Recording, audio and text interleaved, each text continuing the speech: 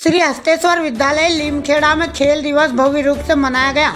लीमखेड़ा स्थित श्री हस्तेश्वर स्कूल में भव्य खेल दिवस मनाया गया, जिसमें स्कूल के 3000 से अधिक विद्यार्थियों ने विभिन्न खेलों में भाग लिया और फाइनल में भी पहुंचे।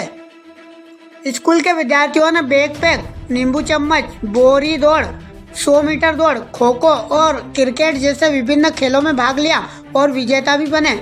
कार्यक्रम में लीमखेड़ा पुलिस स्टेशन के PISV वसावा, संस्था के अध्यक्ष धन्ना भाई भरवाड़, मंत्री भरत भाई भरवाड़, राकेश भाई भरवाड़ और अन्य अतिथि मौजूद रहे।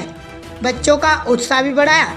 PISV वसावा ने विजेता बच्चों को ट्रॉफी और मेडल देकर सम्मानित किया।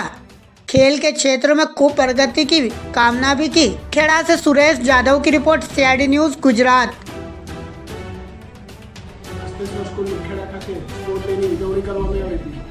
कार्यक्रम लीमखेड़ा पुलिस मथकना PISV वसावा सर, संस्थाना प्रमुख धनभाई भरवाड़ सर, मंत्री श्री भरतभाई भरवाड़ सर, राकेशभाई भरवाड़ सर उपस्थित रही આજની આ ગેમનું રિબન કાપી ખુલ્લો મૂકવામાં આવ્યો હતો।